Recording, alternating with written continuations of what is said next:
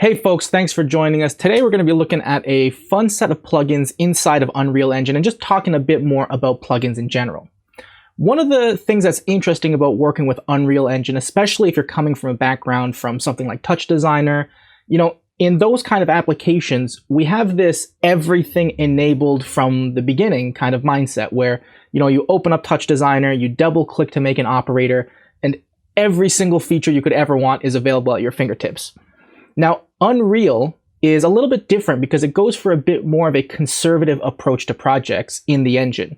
So you'll start with a lot of default behavior that's very common that you're probably going to use in most projects enabled, but there's actually tons of extra plugins for different communication protocols, more advanced features, and even a lot of hardware I/O that's actually going to be disabled by default. And this is probably in an attempt to keep the engine running as light as possible on a per project basis. Now, that's really important to think about because the plugins we're talking about are a per project basis kind of plugin, so they're not application wide when you turn them on. So that means every time you're going to start a project, you should think to yourself, what are some of the features I need? Do I need to go into the plugins and enable certain features for this project?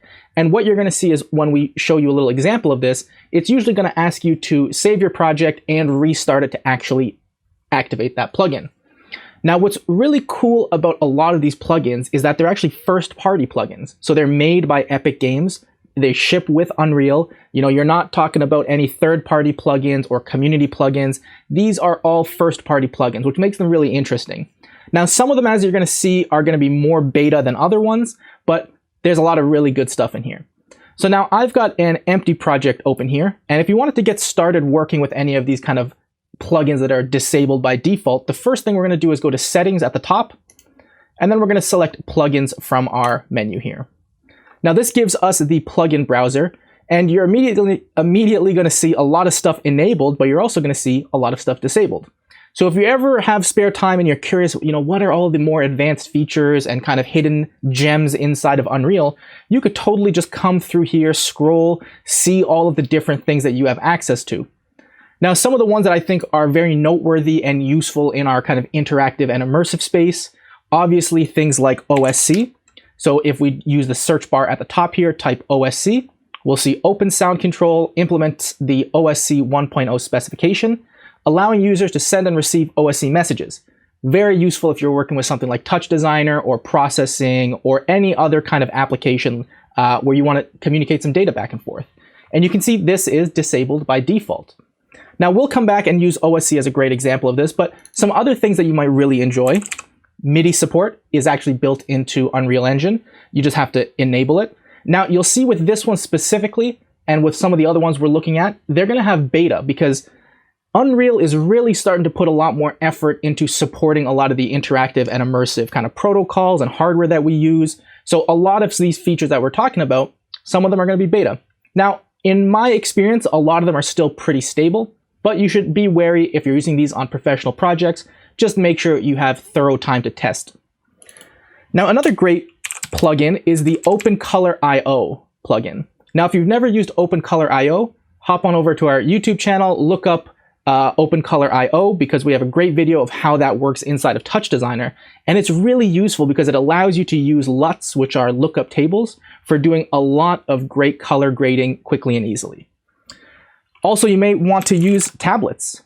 If you have a stylus, a Wacom, or any of those kind of things, if you're doing an art installation where you want to have people be able to just draw natively on their tablet and have some really cool particle effects inside of Unreal, you're going to want to turn that on. We've also got a lot of the actual advanced features of an Oculus that are disabled by default, even though kind of the basic Oculus components are enabled by default. Another great thing that you may want to use is actually the Usd Importer. FBX has been a great long-term kind of tool that we've used in a format for sending 3D geometry back and forth, but USD is really exciting, and I've been using it more recently because I find it a little bit faster and easier to use than FBX, but as you can see, disabled by default. Another thing you might want to use is Hap Codec. Especially if you're in this interactive and immersive media industry, you're probably going to have to deal with high-resolution media files or high frame rate media files, and any of these kind of things you really don't want to have H.264s or MP4s, and Hap has proven to be a real staple inside of our industry. And thankfully, we can actually play back Hap media files inside of Unreal natively if you enable this plugin. Another one that's really great are the actual Agile drivers and the Blackmagic drivers. And if you followed any of Unreal's kind of virtual production initiatives, you know that they are really pushing hard inside of virtual production. And if you want to use Blackmagic capture cards, if you want to use Agile capture cards, you're going to need to enable their respective plugins. Another really great one is the Compositing Plugins. Now, we're going to cover this in a separate video because it really deserves its own video of how to do green screen keying inside of Unreal for your virtual productions. But if you were going to dive in to get started, two of the plugins you're almost certainly going to enable are the Compositing Plane and Composure. Finally, another one that I think is super good, well, I should say super good, very useful and used on almost every project we do is DMX. And one of the really cool things is Unreal has added not just basic support for DMX protocol, but also a lot of really helpful tools for setting up fixture blueprints, for doing pixel mapping, all kinds of other things. Now, these are just a small selection of some of the plugins that are available. These are the ones that I think are probably going to be used most often in the interactive and immersive kind of space. Now, let's take a look at OSC, because if you get started and you want to use some of these plugins, you're going to need a little bit of documentation or kind of instruction on how to go about them. So the first thing I'm going to do is actually enable OSC.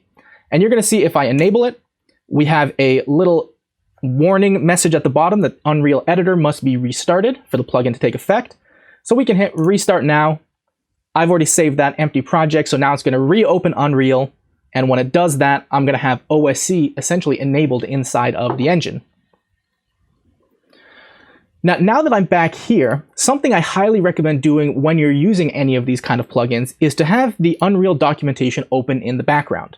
Because one of the great things is that as Unreal is adding even these beta features into the engine, they have created a wonderful set of documentation for it. So if I'm on this Unreal Engine documentation here, and I type in OSC, even though it's beta, I'm still going to have a lot of really great documentation. And what we're going to see here is the first result is the Osc Plugin Overview. Now, the great thing about this is not only does it actually tell you about all of the new nodes it adds for you, kind of how it works, what they're expecting, but usually they'll also contain some kind of resource or example. Now, what's really cool is if you've never done this inside of the node graph in Blueprints, you can actually copy and paste these exact blueprints into your engine. So for example, if I wanted an example of how to send an OSC message, luckily we have an example here called sending an OSC message. I can hover over it, and in the top left, you see it's not just an image. I can click copy node graph. Then I have this kind of, type dictionary, data structure, whatever it is, version of all of that node graph. I can hit Control A, Control C to copy it. And then what I can do is actually go back to my Unreal Engine, go ahead and make a new blueprint class. I'm just going to make an actor for the test here. And if I open this up and go into my event graph, I can go ahead and paste, and I actually get that full example dropped into my blueprint, and then I can make any changes I want. Everything's already wired up and ready to go, except I should have moved some of these default ones out of the way or deleted them. But this is a really great way to dive into some of these extra examples. Now, this doesn't just hold true for OSC. If you look at some of the OpenColorIO, the tablet support, many of these things have great documentation. Actually, we can even look at OpenColorIO right now, because this is something you probably would want to use if you haven't used it yet, because LUTs are extremely powerful for giving a really nice visual shine over the final result of your project. And you can see here, even though it's beta, it goes through the whole process of enabling the plugin, how to create the object, how to import your LUT, how to get this set up, how to composite it. It's a really great tool. So with that said, I hope this gets you a little bit excited about working with Unreal Engine, especially in the interactive and immersive industry. Unreal is really coming in strong with adding more features that are making it easier and easier every day to use inside of our industry.